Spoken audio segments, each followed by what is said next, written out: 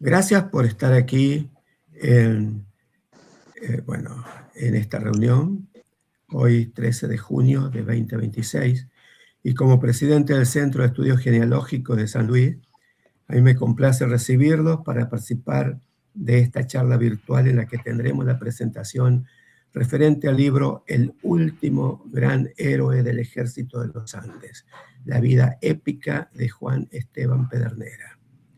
Hoy tenemos el enorme agrado de recibir a su autor y miembro de nuestro centro, Aníbal Amílcar Rúa. Aníbal combina una sólida formación técnica y de comercio internacional con una trayectoria de más de 3 décadas de vocación en la gestión pública e institucional. Además, es un hombre de múltiples intereses, creativo, escritor y explorador autodidacta. Desde hace años, su pasión como lector constante de la historia de nuestro continente lo llevó a emprender una rigurosa investigación documental basada en la lectura crítica de fuentes y de la memoria familiar. El resultado de esta obra nace de un lazo de sangre, pues el general Juan Esteban Pedernera es uno de sus ancestros. Pero el valor fundamental de este trabajo es que esquiva la épica vacía. Aníbal nos propone mirar el pasado con respeto y emoción, pero sin una obediencia ciega, buscando comprender las decisiones extremas, las lealtades y la humanidad de quienes arriesgaron todo cuanto la patria lo exigió. Es una invitación a ver la historia no como una lista de batallas, sino como una escuela moral. Los dejamos entonces en manos de su autor para descubrir este apasionante viaje. Muchas gracias por la presencia de cada uno de ustedes. Esperamos que disfruten de la charla. Bienvenido, Aníbal, y ahora sí, el tiempo es tuyo. Gracias, Daniel. Gracias por la presentación. Bueno, a ver, tengo que compartir. Buenos días ahora a todos. Es tu tiempo, sí.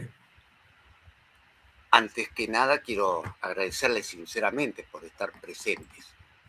Para mí es una alegría compartir este trabajo sobre Juan Esteban Pedernera, una figura enorme de nuestra historia, pero también profundamente humana.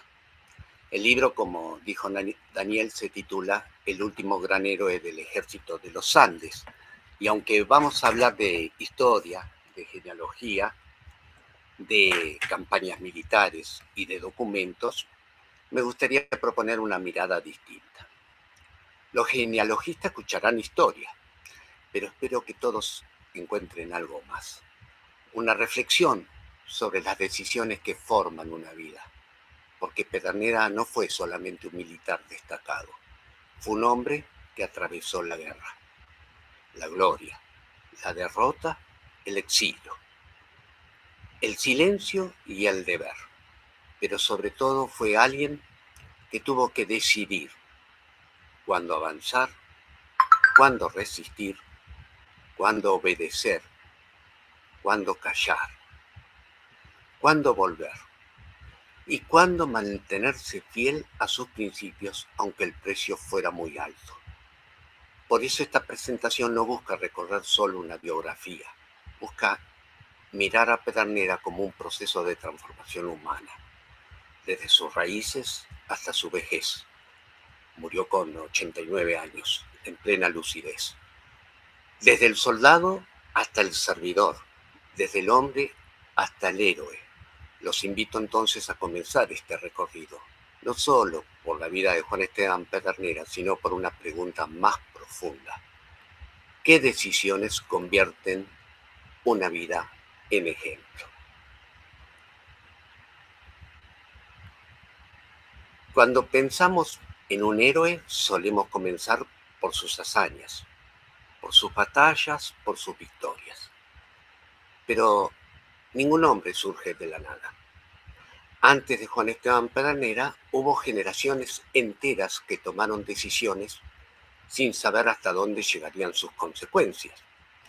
En este comienzo aparecen los orígenes. Y acá me quedo con el más cercano, el primero en llegar a nuestras tierras, porque entre los ancestros de Pedernera está los reyes Recaredo, Atanagildo, Leovigildo, toda una línea visigoda muy amplia y muy interesante para otra conferencia.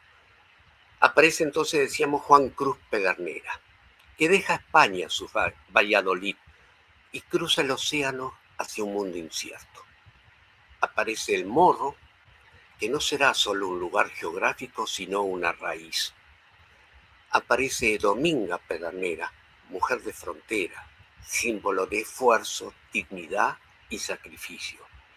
Y aparece Fray Domingo, su tío, que descubre en aquel muchacho algo que otros todavía no podían ver. La genealogía permite mirar esa profundidad invisible. Nos muestra que una vida no empieza solamente cuando una persona nace. Empieza antes, en decisiones ajenas, en migraciones, en dolores, en esperanzas, en familias que preparan, sin saberlo, el camino de alguien más. Por eso este capítulo no trata todavía del héroe, trata de quienes hicieron posible su existencia. Antes de la gloria hubo raíces. Antes del soldado hubo una familia. Antes del destino hubo una semilla.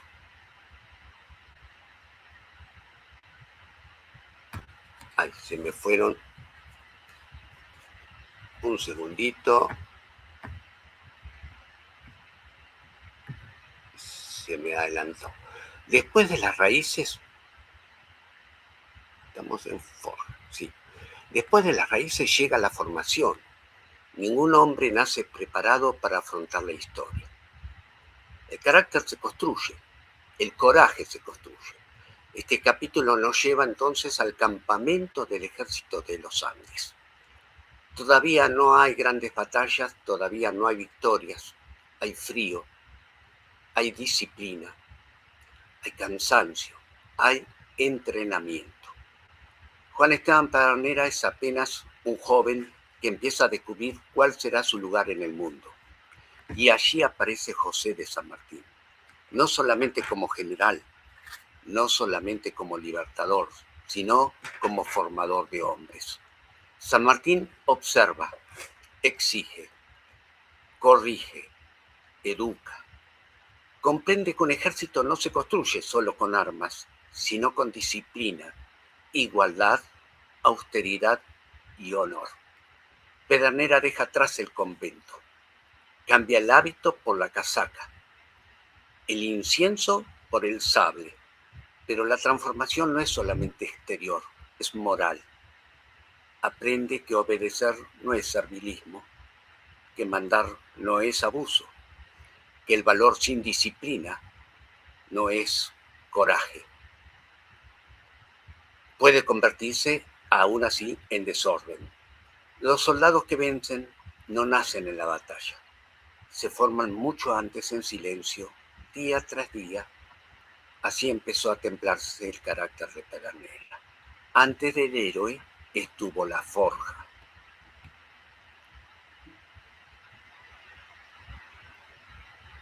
Hay momentos en la vida en que todavía podemos volver. Y hay otros en que el camino solo continúa hacia adelante. En enero de 1817, el ejército de los Andes comienza una marcha que parecía imposible. No avanzan solamente hombres armados, avanza una decisión irreversible. Entre ellos marcha Juan Esteban Pedernera, todavía joven, todavía lejos de convertirse en leyenda. Antes de cruzar la cordillera, deja atrás una etapa, la protección familiar, la vida religiosa, el mundo conocido. Y entonces aparece la montaña, el frío, la altura, la falta de aire, el cansancio, la incertidumbre. La cordillera se convierte en la primera gran batalla, antes incluso de enfrentar al enemigo. Allí Pedernera aprende una verdad que lo acompañará toda su vida. El coraje no es ausencia de miedo, El coraje es avanzar a pesar de él. Todos sintieron temor, todos conocieron el límite del cuerpo, pero siguieron paso tras paso, día tras día. Y cuando descendieron hacia Chile, ya no eran los mismos. La montaña no solo los había dejado pasar, los había transformado.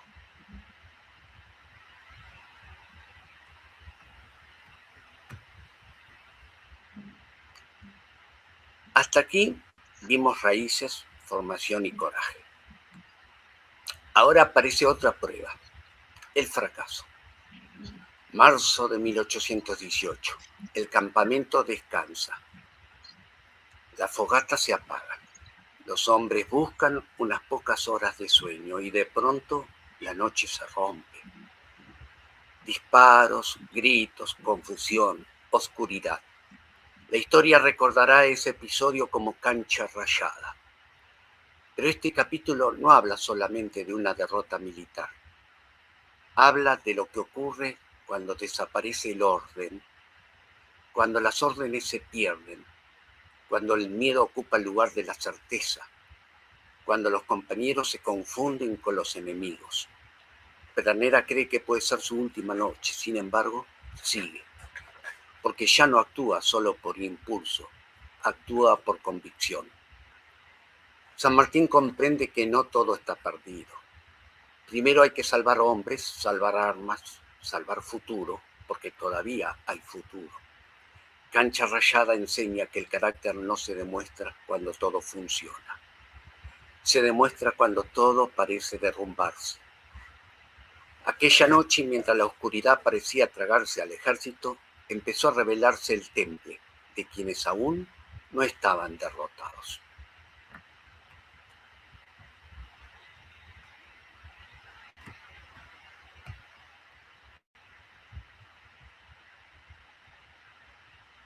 La historia suele recordar las grandes victorias, pero pocas veces recuerda lo que viene después. Después de Maipú, la guerra no terminó, cambió de forma. El enemigo seguía vivo, los caminos continuaban, la campaña seguía hacia el sur. Una mañana de invierno, al cruzar el río Ñuble, Pedernera estuvo a punto de morir. No frente a un ejército, no en una carga de caballería, sino arrastrado por una corriente helada. Comprendió entonces que la muerte adopta muchas formas. Meses antes había visto la victoria, pero también había visto heridos, tumbas, hombres que no volverían. La victoria tenía un precio y alguien debía recordarlo. La guerra siguió con marchas largas, caballos agotados, órdenes difíciles, errores y demoras, oportunidades perdidas. Pedernera descubre que el enemigo no siempre está enfrente. A veces está en el cansancio, en la desorganización, en las decisiones que llegan tarde, y aún así continúa. Porque algunos hombres no se definen solo por sus triunfos, se definen por su persistencia, por seguir cuando el entusiasmo ya desapareció y solo queda el deber.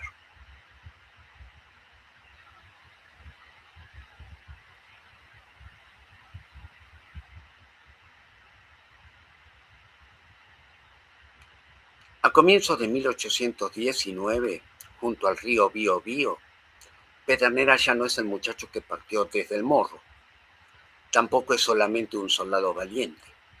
Algo empieza a cambiar. Sus superiores advierten que allí hay mando. Cuando él está firme, la línea no se quiebra. La campaña del sur va cerrando una etapa. Chile queda libre y el ejército de los Andes puede mirar hacia el Perú. Pero mientras la independencia avanza, la patria empieza a dividirse. Las provincias discuten, los gobiernos caen. La guerra civil asoma. Muchos quieren usar a los veteranos contra otros argentinos. San Martín se niega y deja una enseñanza moral. Su sable no saldrá por opiniones políticas. Esa frase marca toda una generación, porque no toda causa merece la espada. No toda disputa política justifica la sangre. Pedernera aprende que el mando verdadero no consiste solo en vencer enemigos, consiste también en saber para qué se empuña el sable. Cuando el ejército embarque hacia el Perú, él llevará algo más que experiencia. Llevará una escuela, una forma de obedecer, una forma de mandar, una idea moral de la patria.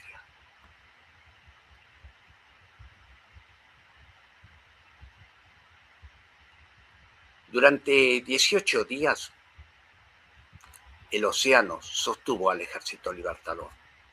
No era un viaje de descanso, era una espera cargada de destino. Los barcos avanzaban sobre el Pacífico, como si llevaran algo más que hombres, armas y caballos. Llevaban una promesa, la promesa de llevar la libertad hasta el corazón del poder español en América. Cuando la costa del Perú aparecieron en el horizonte, nadie pensó que llegaba a una tierra sencilla. El Perú era otra cosa, era distancia, era montaña, era desierto, intriga, enfermedad. Era una guerra menos visible que la de Chile, más larga, más dura. Pedernera desembarca sin honores, sin ascensos, sin ceremonias. Sigue siendo teniente, pero algo ha cambiado. El escalafón puede estar quieto, la historia no. En el Perú, San Martín elige otra forma de guerra. No siempre el choque frontal, también la maniobra, la incertidumbre, el silencio, la paciencia. Las columnas avanzan hacia las sierras. Los hombres aprenden que la gloria no siempre hace ruido. A veces se parece al polvo del camino, a la sed, a la orden cumplida sin testigos, a la marcha que nadie celebra. Y ahí, bajo el general Arenales, Pedernera aprende esa disciplina dura, la que no brilla, pero sostiene, la que no se aplaude, pero decide. Y entonces aparece el ejemplo de Pringles, rodeado, herido, sin salida, pero incapaz de rendirse. Pedernera comprende allí que la guerra también se gana con gestos que no mueren. Después llega Mirabe, y Mirabe no es un episodio más, es fuego, es vértigo, es el instante en que el deber se vuelve cuerpo. El combate aprieta, la línea necesita sostén y Pedernera avanza hacia lo más duro del peligro. No busca lucimiento, no busca una frase para la historia, busca dar ejemplo, busca que los suyos no retrocedan, busca sostener con su presencia lo que podría quebrarse. Allí el coraje deja de ser palabra, se vuelve carne, se vuelve sangre, se vuelve caída. Pedernera es herido gravemente. Cae. Lo creen muerto. Durante un instante parece que su historia termina allí, en una tierra lejana bajo el fuego del Perú. Pero la muerte otra vez no logra tomarlo. El cuerpo vencido y llevado lejos del combate. Y entonces comienza otra batalla, más silenciosa, más lenta, más íntima, la convalecencia. En la casa de los Heredia, entre fiebre, dolor, vendajes y noches interminables, Pedernera vuelve a la vida. No vuelve de golpe, vuelve respiración por respiración, vuelve desde el borde, vuelve desde ese lugar donde un hombre descubre que todavía no terminó su misión. Y allí aparece también Juana Rosa Heredia. En medio de la guerra, en medio del dolor, la vida abre otra puerta. Mirabe lo marca para siempre, en el cuerpo, en la memoria, en el destino. Desde entonces, Pedernera ya no será solo un oficial prometedor, será un hombre probado por la guerra en su forma más dura. El Perú ya no será para él una tierra extranjera, será una patria de sangre, de dolor, de gratitud y de amor. En Mirabe, el soldado estuvo a punto de morir y justamente allí, entre el fuego, la herida y la convalecencia, el héroe empezó a hacerse visible.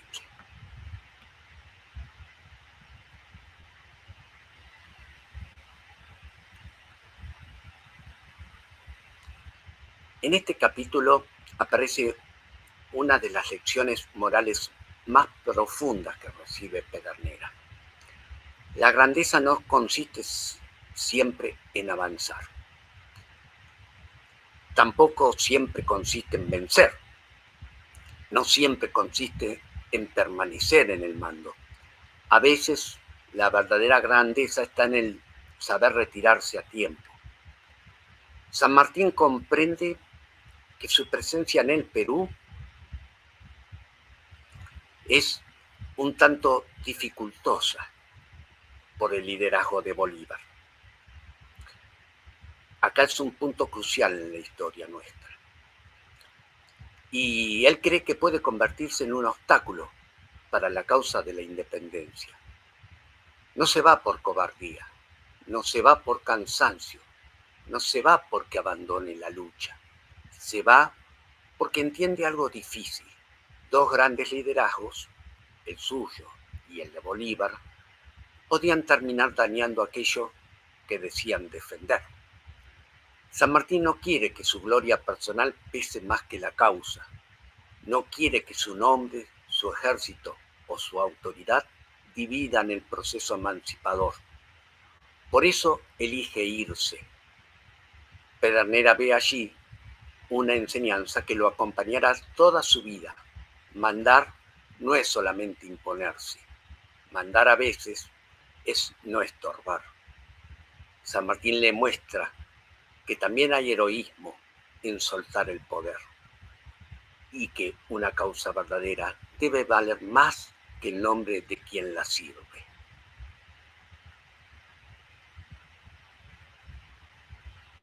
Después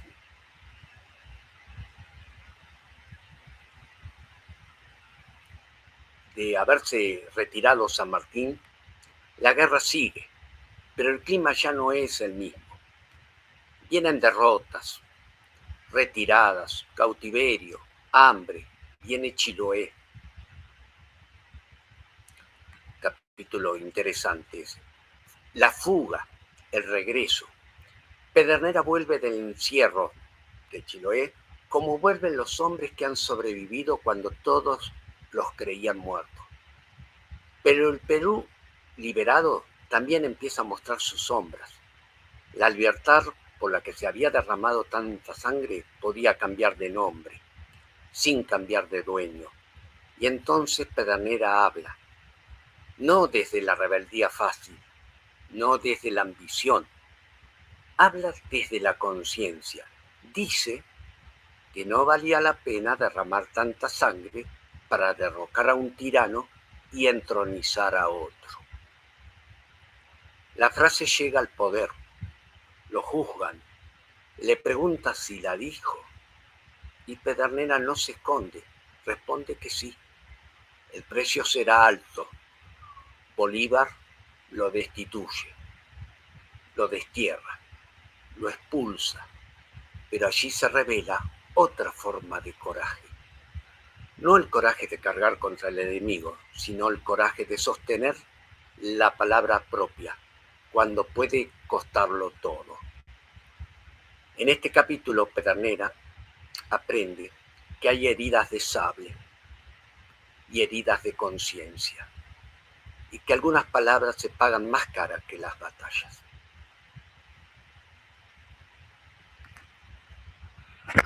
Se me ha caído la cámara. Ahí. Pedernera regresa, Pedernera regresa del Perú con una experiencia enorme.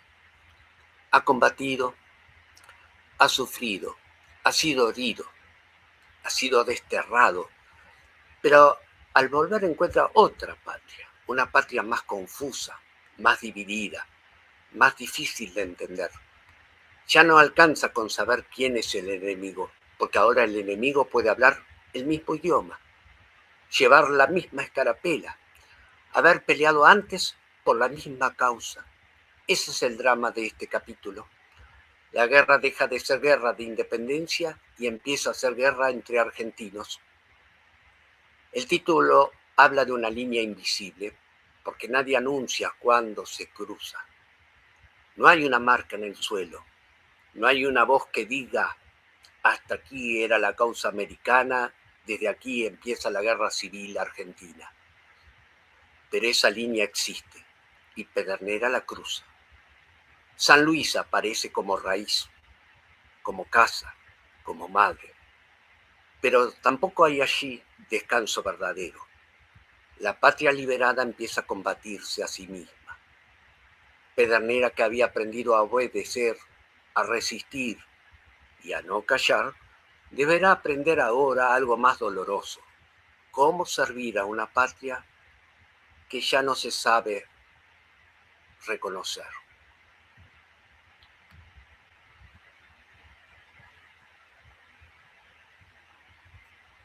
En la tablada, la guerra civil deja de ser una idea. Se vuelve hierro, caballo, cañón. Sangre argentina derramada por manos argentinas. De un lado, Facundo Quiroga, que en otra conferencia podemos ver eran primos. No, ellos no lo sabían.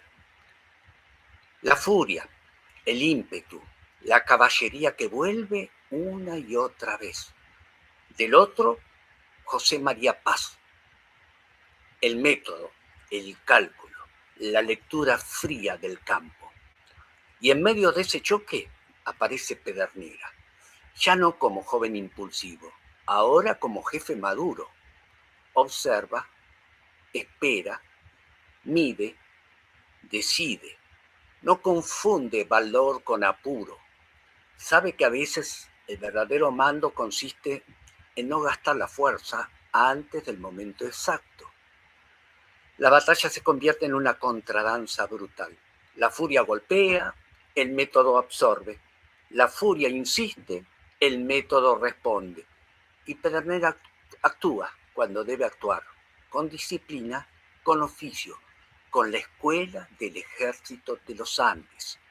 Llevaba ahora a una guerra mucho más amarga, porque ya no se combate contra realistas, se combate contra argentinos. La victoria llega, pero no trae alegría limpia. Trae muertos, prisioneros, silencio. La tragedia no está en que un lado tenga valor y el otro no. La tragedia está en que los dos lados lo tienen y lo usan para destruirse.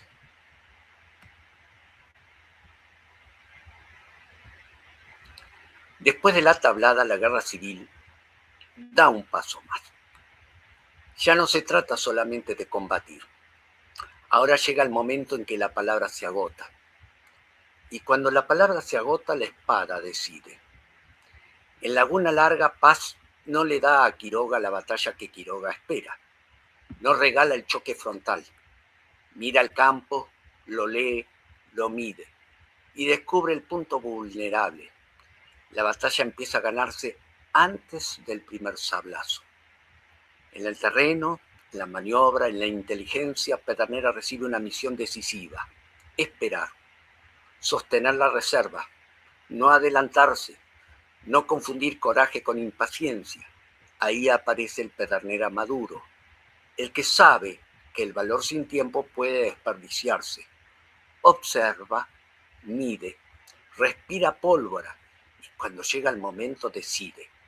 La carga cae sobre el flanco enemigo, la línea se quiebra, la victoria se define, pero Laguna Larga no cura la fractura argentina, porque no se vence a un invasor extranjero, se vence a otra parte de la patria. La espada decidió el día, no resolvió la historia. Y Pedernera confirma una lección. El mando no consiste solo en tener coraje, sino en saber cuándo convertirlo en acción.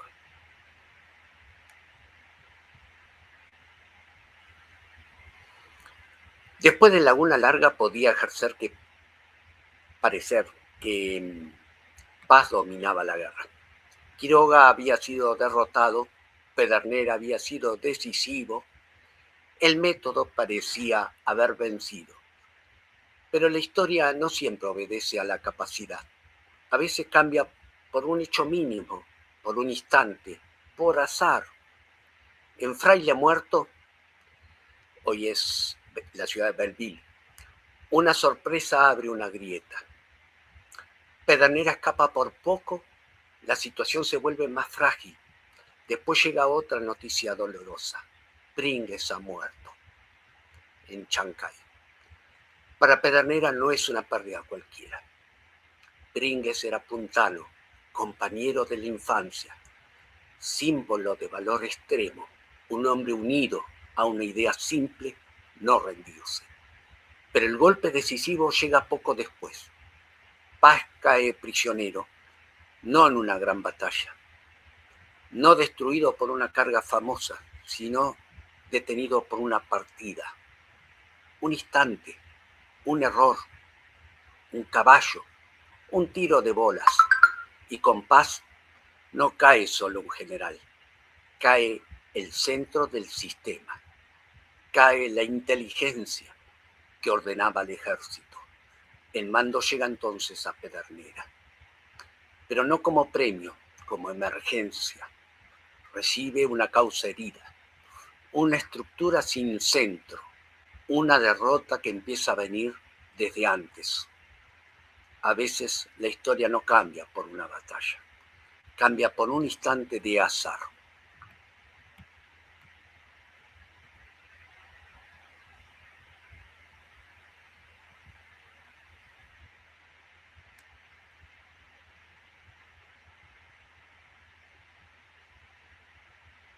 Después de la captura de Paz, Pedernera recibe el mando. Pero no recibe una estructura sana, recibe una herida abierta, un ejército que todavía marcha, pero que ha perdido su centro.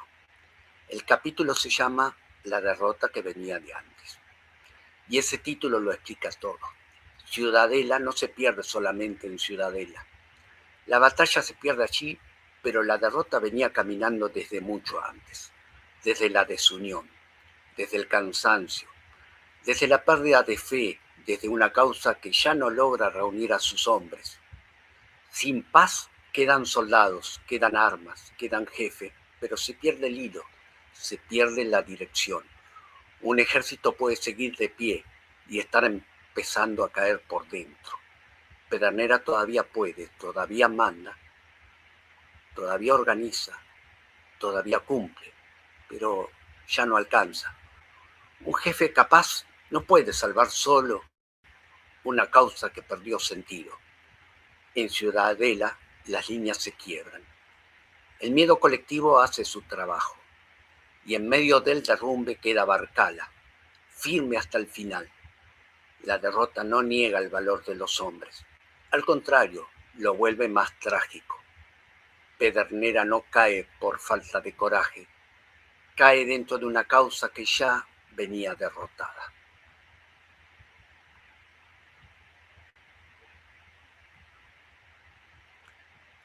Después de Ciudadela, empieza el exilio. Pedernera deja atrás la Argentina. San Luis, la tierra donde su nombre tenía raíz, pero no deja de ser soldado, no deja de servir, solo debe hacerlo lejos. El capítulo se llama El arte de mandar lejos de la patria, en Perú. Y esa frase dice mucho, porque mandar fuera de la propia tierra exige otra autoridad. No basta el pasado, no basta haber servido con San Martín, no basta haber cruzado los Andes. Los hombres obedecen lo que ven, el gesto diario, la justicia concreta, la forma de corregir, la forma de estar presente.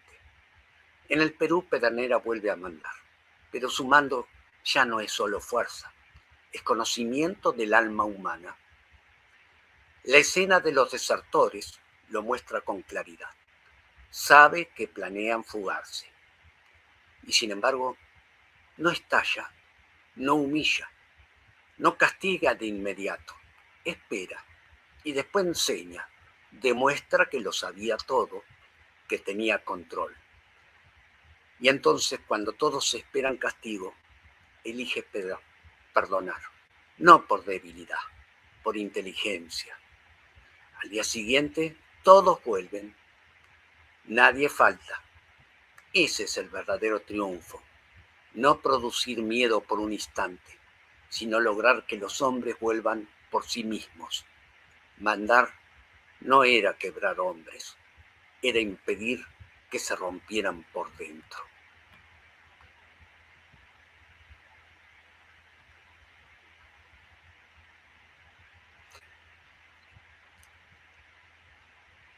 Acá ya es América contra América. En Yungay, Pedernera vuelve a encontrarse con una guerra americana, pero ya no es la guerra clara de la independencia. No es San Martín, no es aquella causa con su pureza inicial. Es una guerra atravesada por alianzas, cálculos, ambiciones y proyectos enfrentados. El general Santa Cruz intenta levantar la Confederación Peruano-Boliviana, una arquitectura política ambiciosa, pero frágil, porque una nación no vive solo por decreto, necesita pertenencia, necesita fe, necesita que los pueblos sientan que ese proyecto también es suyo. Del otro lado, Chile y los restauradores avanzan. La batalla de Yungay decide mucho más que una campaña. Decide el destino de una construcción política. Pedernera carga, resiste, cumple, pero otra vez queda dentro de una causa que no logra sostenerse. El campo se llena de cuerpos americanos. No es una guerra contra un imperio extranjero, es América combatiendo contra América. Por eso la victoria no puede celebrarse con alegría limpia. También los vencedores cargan con lo que hicieron. Yungay cierra una etapa, pero abre otra herida. Después de esa derrota, Pedernera vuelve a quedar en tránsito. Otra vez el exilio, otra vez la cordillera, otra vez la guerra argentina esperándolo. La victoria decidió un conflicto, pero dejó a América sembrada de sus propios hijos.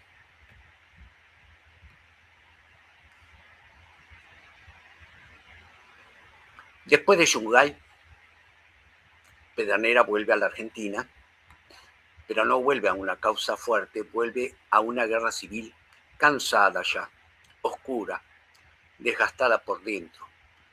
El capítulo se llama La derrota que no figura en los partes, porque un parte militar puede decir quién ganó, quién perdió, quién ocupó el campo, pero hay derrotas que ocurren antes. En la disciplina rota, en el saqueo tolerado, en la obediencia degradada, en una causa que ya no alcanza para ordenar a los hombres. Fama y ya fue una batalla, pero la derrota venía de antes. Pedernera camina entre los cuerpos y ya no se ve unitarios ni federales. Ve argentinos, ve hombres, ve una patria destruyéndose a sí misma. Lavalle sigue adelante, pero la guerra lo ha gastado. Pedernera lo observa y también se reconoce fuera de tiempo. Ambos vienen de una escuela antigua. Orden, honor, disciplina, deber. Pero la guerra civil ha deformado esos códigos. En Famaillá el coraje no alcanza. Una carga heroica no repara una estructura rota. La verdadera derrota no fue solo el campo perdido, fue más honda. Ocurrió cuando el ejército dejó de ser institución, cuando la causa dejó de convencer. Eso no figura en los partes.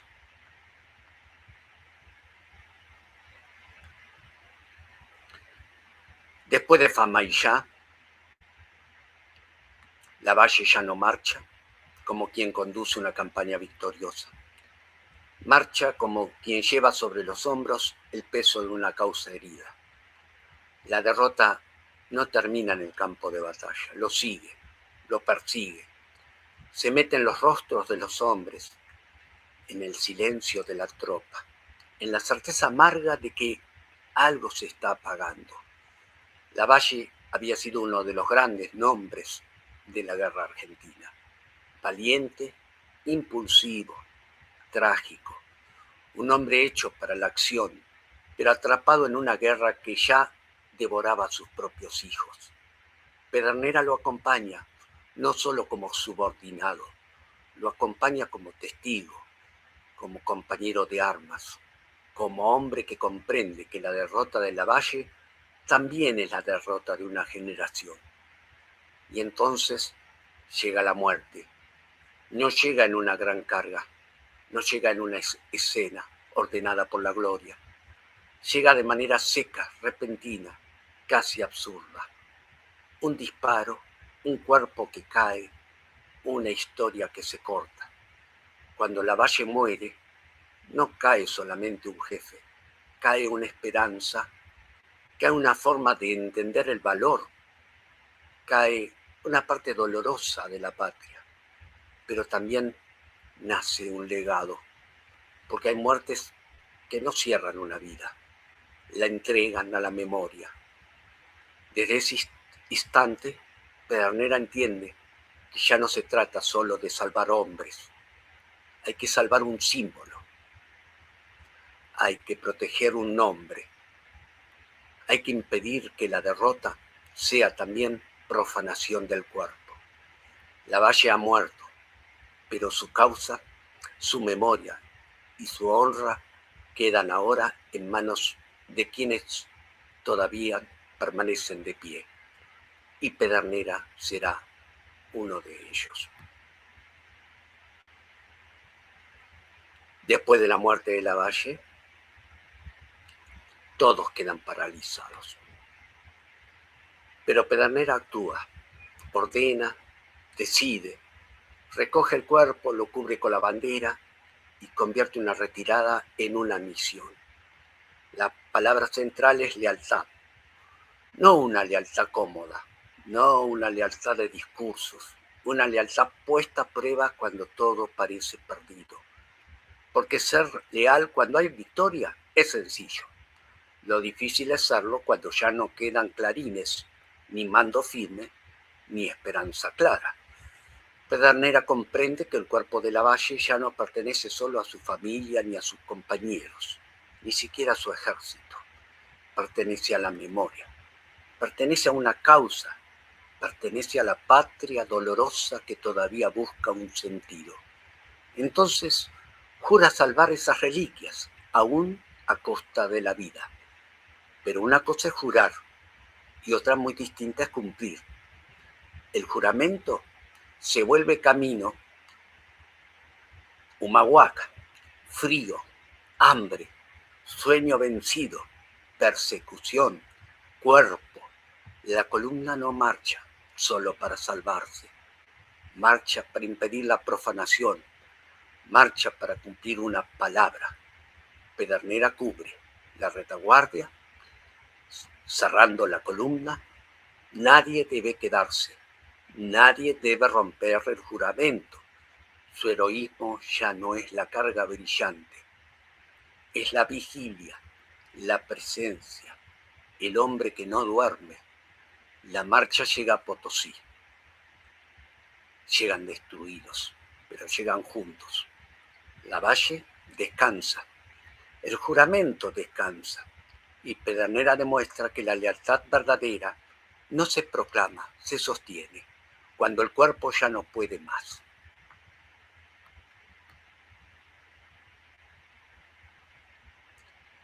Después de Potosí, después del juramento, después de salvar las reliquias de Lavalle, Pedernera queda otra vez frente al exilio.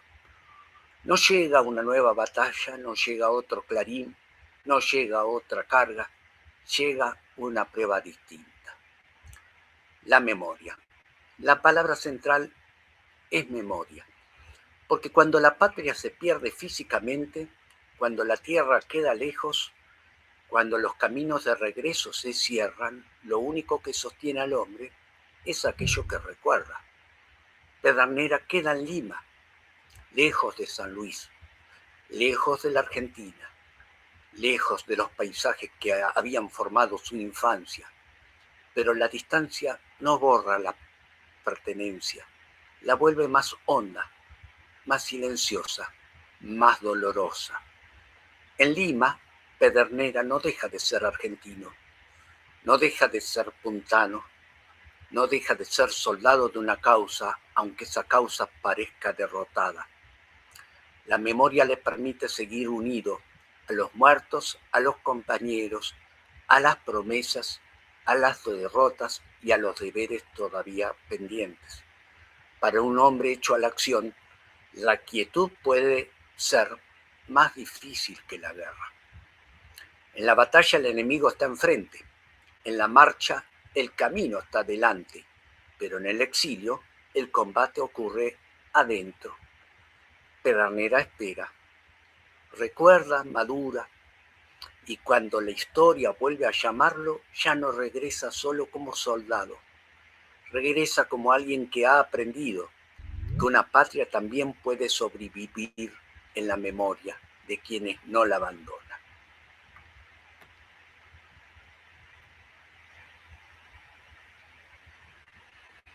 Después del exilio, después de la espera, después de ese tiempo detenido en la memoria, Pedernera vuelve. Pero no vuelve solamente para combatir, no vuelve únicamente para obedecer órdenes de campaña, vuelve para construir. Y esa es una transformación profunda, porque hay un momento en que la patria ya no necesita solo hombres capaces de vencer, necesita hombres capaces de fundar. Pedernera llega al sur, no para una batalla gloriosa, no para una victoria de sable, no para una escena de bronce, llega para fundar. La palabra central es fundación, porque fundar también exige coraje. El coraje de imaginar país donde todavía hay desierto, el coraje de ver ciudad donde apenas hay frontera, el coraje de pensar escuela, familia, trabajo y permanencia, donde otros solo ven peligro o vacío. Para Pedernera, ocupar no era fundar. Ocupar puede ser momentáneo. Fundar exige otra cosa. Exige arraigo, exige ley, exige futuro. Un fuerte puede abandonarse, pero un pueblo cambia la lógica del territorio. Trae familias, calles, escuelas, oficios, capilla, autoridad, memoria. Por eso espera la autoridad legítima. La fuerza podía abrir camino, pero la ley debía darle forma. Nacen el fuerte constitucional y la villa de las Mercedes. No se levanta solo un pueblo defensivo, se funda una vida posible. Pedernera no fue al sur a conquistar el desierto, fue a fundar permanencia. Él en el discurso de la fundación de la ciudad de Villa Mercedes manifestó, me quedó muy grabada esa frase, él dice que esa ciudad iba a ser punto de unión de dos océanos. Y yo por lo de comercio internacional sé que la ruta Porto Alegre, Santiago de Chile, pasa precisamente por Villa Mercedes a través de la ruta 7. Y no deja de sorprenderme su anticipación. Bueno, después de fundar hay que sostener. Porque una ciudad no nace completa el día que se la nombra. Hay que cuidarla, ordenarla, darle instituciones, darle escuela, darle justicia, darle una forma de vida posible. Pedernera no entiende el poder como un privilegio, lo entiende como una carga moral. Gobernar para él No es colocarse por encima de los demás, es hacerse responsable de ellos. No gobierna desde lejos, no se queda encerrado en la comodidad del despacho. Recorre, mira, escucha, pregunta, conoce la frontera en su aspereza real. Sabe que allí la patria no es una palabra abstracta, es frío, es trabajo, es escuela, es salario, es familia, es gente esperando que el Estado no sea solo una promesa. Por eso este capítulo muestra otra forma de heroísmo. No el heroísmo de la carga, no el del sable levantado, sino el heroísmo sobrio del servicio público. El momento más claro aparece con los maestros, cuando Pedernera sabe que no todos han cobrado, no se coloca primero. Ordena otra escala moral. Primero los últimos. Primero quienes enseñan. Primero quienes sostienen el futuro. Y al final, el gobernador. Esto me tuve ocasión de conversar con el gobernador de San Luis. No me acuerdo, Rodríguez Sá, pero no me acuerdo si era Adolfo o Alberto, que me contó que con su gobierno sigue vigente esta llamado decreto de pago de orden inverso, o sea, primero el último y si la plata alcanza el gobernador.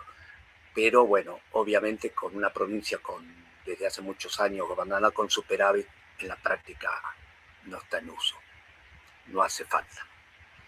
Bueno, ese gesto de Pedernera definió una idea de autoridad. El poder no debía servirse de la provincia, debía servirla. Pedernera había aprendido a mandar soldados, ahora demostraba algo más difícil, mandar sin vanidad, gobernar sin humillar, servir sin ruido.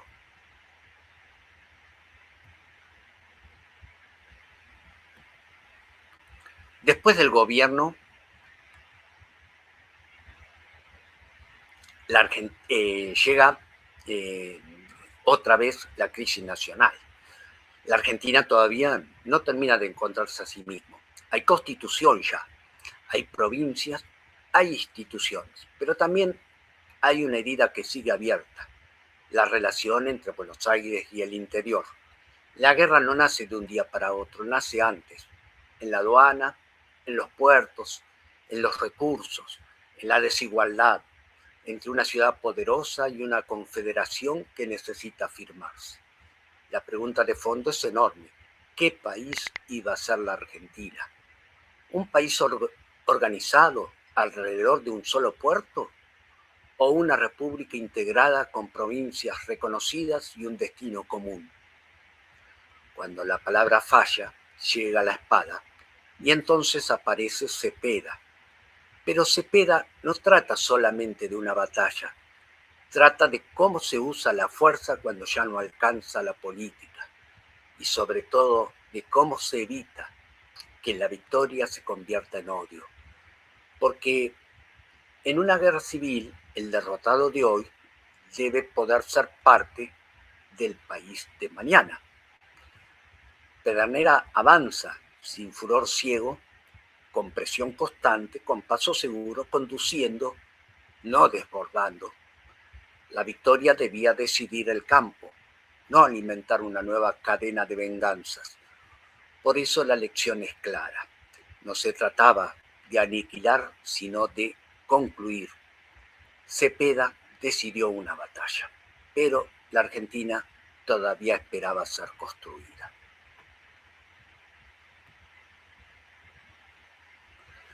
Después de Cepeda, no llega una paz plena, no llega una nación definitivamente ordenada, llega una paz frágil, todavía incompleta, todavía necesitada de prudencia. La espada había abierto una puerta, pero la política debía atravesarla. Pedernera empieza entonces a moverse en un terreno cada vez más institucional. Ya no es solo el soldado de los Andes, Ya no es solo el oficial herido en el Perú, ya no es solo el exiliado, el fundador o el gobernador. Ahora aparece como figura de equilibrio, como hombre de transición, como memoria viva puesta al servicio de una nación que todavía busca forma estable. Después de combatir, debe negociar. Después de sostener la espada, debe sostener la palabra. Y esa transformación no es menor, porque no todos los hombres de guerra saben convertirse en hombres de Estado. Pedernera lo hace, sin estridencia, sin vanidad, sin buscar protagonismo personal. Su autoridad nace de una vida entera de servicio. Por eso su nombre empieza a ocupar un lugar institucional más alto. La vicepresidencia no llega como adorno, no llega como premio vacío, llega como reconocimiento a una trayectoria marcada por el deber, la sobriedad, la lealtad y la experiencia.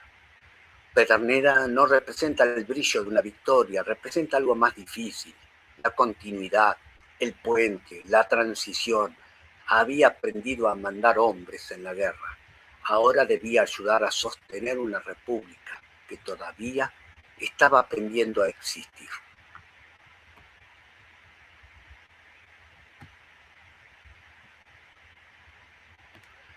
Antes de Pavón,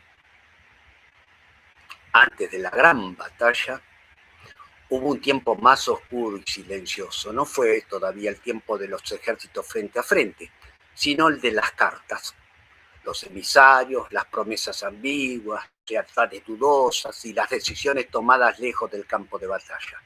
La Confederación vivía una fragilidad extrema.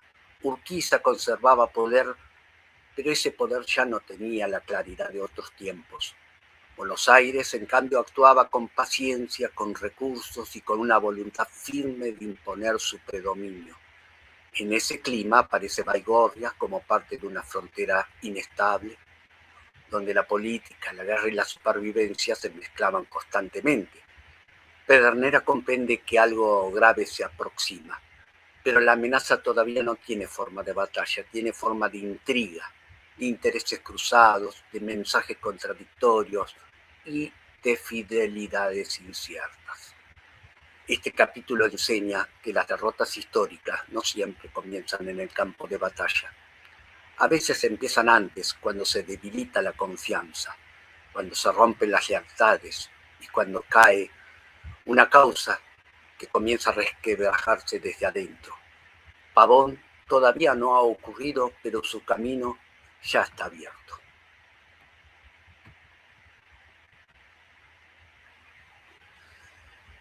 Las sombras avanzan. La intriga deja de ser un rumor. La palabra deja de fingir que todavía puede salvarlo todo y entonces llegó Pavón. Pero Pavón no aparece como una batalla clara, limpia, concluyente. No es victoria plena de unos ni derrota completa de otros. Es una escena perdida. Una batalla que parece resolverse en el campo, pero que deja más preguntas que respuestas. La caballería confederada vence. La infantería nacional se desordena. Urquiza se retira. Buenos Aires tampoco obtiene una gloria inmediata. El campo queda partido, como el país. Una parte avanza, otra se rompe, una fuerza triunfa, otra abandona. La batalla reproduce la fractura que debía resolver. Urquiza no huye en pánico. Se aparta como un hombre trágico atrapado entre el deber militar, la desconfianza política y un desenlace que ya no quiere conducir hasta el fondo. Pedernera queda como testigo y como conciencia. Ve venir la fractura, entiende la sedición, lleva el conflicto al Congreso, pero no puede impedir la caída. Pavón no resuelve, aplaza, no cura, cierra en falso. La guerra no dejó vencedores limpios, dejó cuerpos, dejó sospechas, dejó una nación, otra vez suspendida entre la legalidad y la fuerza. Pavón no fue solamente una batalla, fue el día en que la guerra se negó a terminar.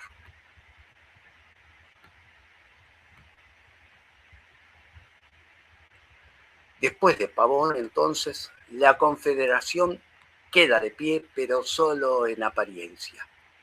Los papeles existen, los cargos existen, la legalidad todavía tiene forma, pero el poder real empieza a evaporarse.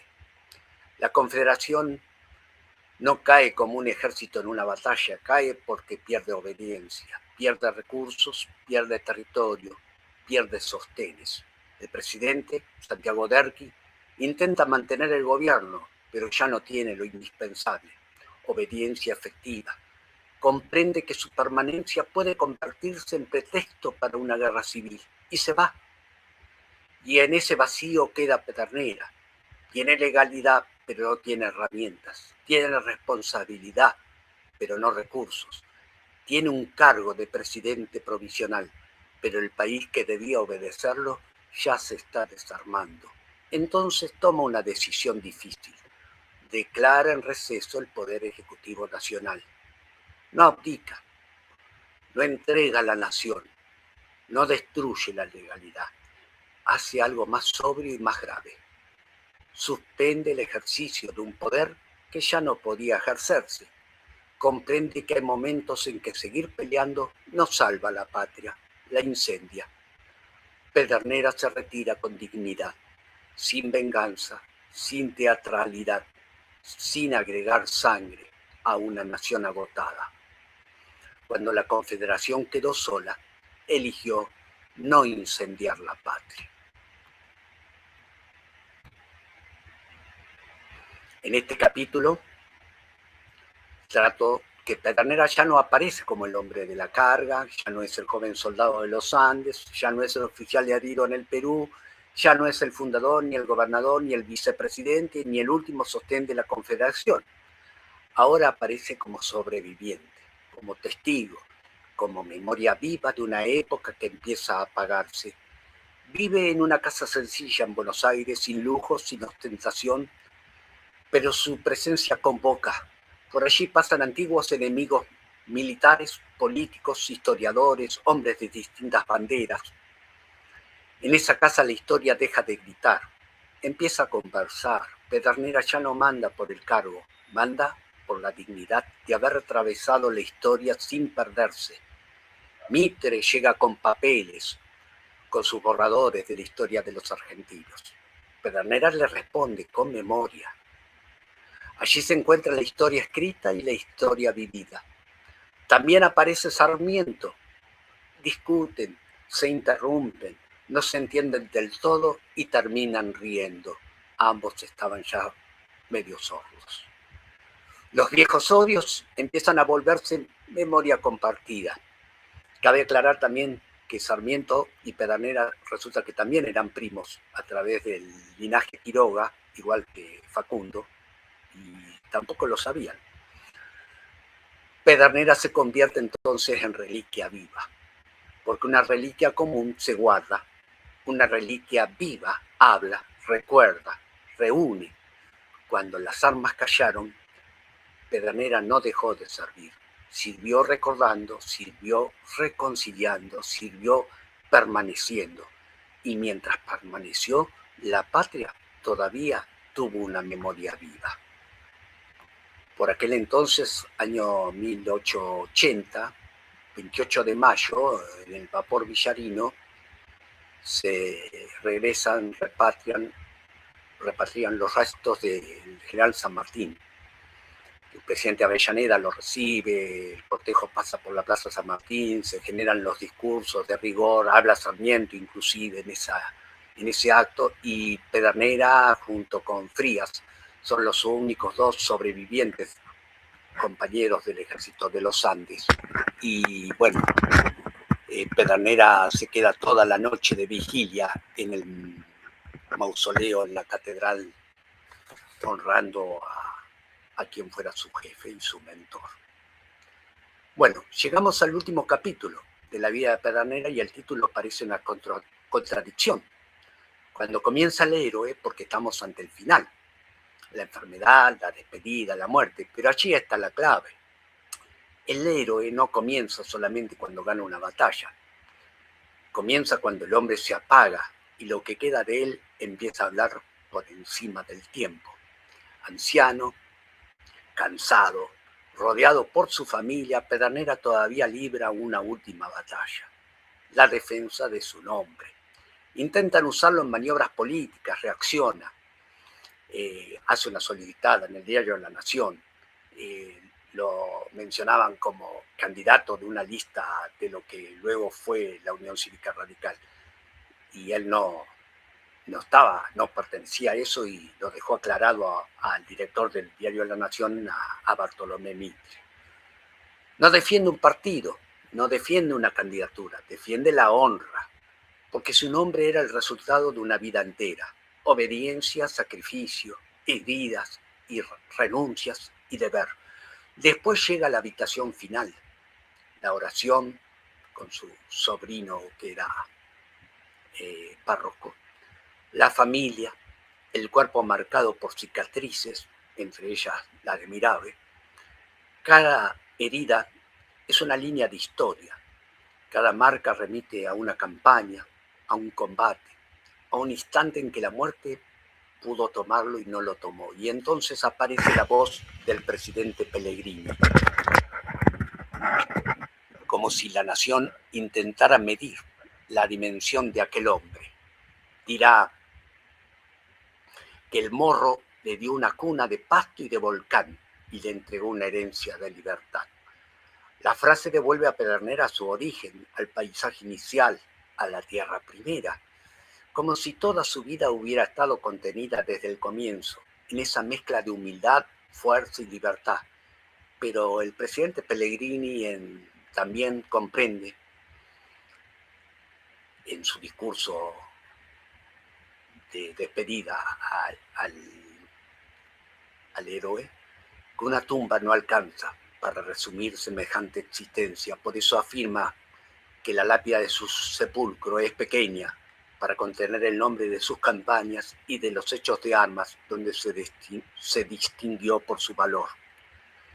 Cuando Pedernera muere, no termina todo, se apaga el cuerpo, pero queda el ejemplo, queda el nombre limpio, queda la memoria, queda la pregunta por lo que significa servir sin traicionarse.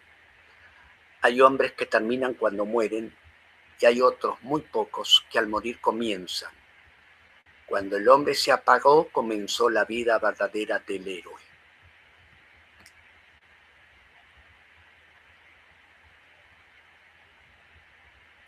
Después, aquí no termina todo, porque no termina el libro simplemente con un funeral. No termina solo con los honores, no termina solo con el silencio de una habitación, no termina solo con aquella frase: cuando el hombre se apagó, comenzó la vida verdadera del héroe. Todavía queda una pregunta más amplia, más histórica, más incómoda.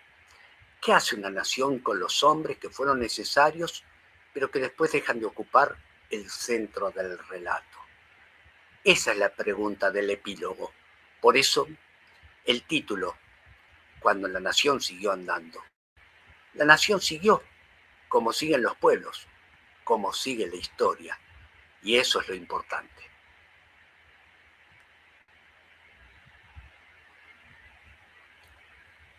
Y tal vez la pregunta ya no sea solamente quién fue Juan Esteban Pedernera.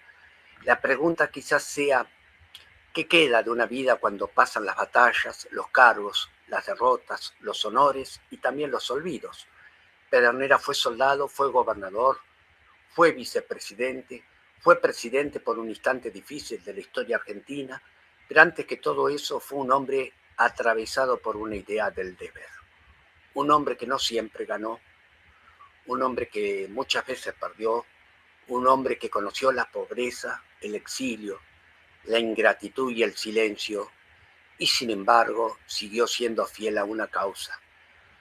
Por eso quise contar esta vida, no solo como una historia militar o política, ni siquiera solamente como una investigación genealógica. Quise contarla como el camino de un hombre que fue formado por sus decisiones, porque al final eso somos también nosotros. No solo lo que heredamos, no solo el apellido que llevamos, no solo el lugar del que venimos. Somos sobre todo las decisiones que tomamos cuando la vida nos exige algo. Pedernera pertenece al pasado, sí, pero su pregunta sigue siendo actual. ¿Qué hacemos cuando ya no hay gloria? ¿Qué hacemos cuando nadie mira? ¿Qué hacemos cuando cumplir con el deber cuesta más que abandonarlo? Tal vez allí esté su verdadera grandeza. No en haber sido el último gran héroe del ejército de los Andes, sino en haber seguido siendo fiel a sí mismo cuando la historia ya parecía haberlo dejado atrás. Muchas gracias.